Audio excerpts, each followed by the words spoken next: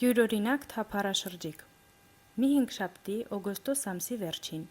հյուսիսային Ֆինիստերի խորքերում շփոթեցնող շոգին,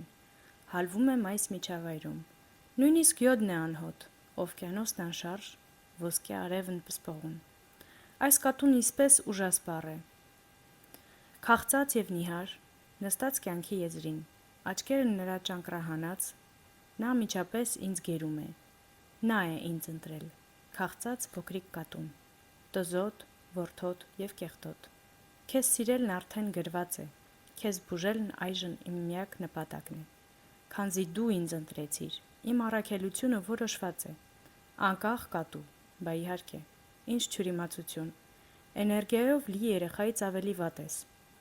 քնքշանքի փնտրտուքներում հազար և մի փաղաքշանքի, կատու, որ վախենում է մթությունից, գիշերվա սարդից, դու գիշատիչ չես,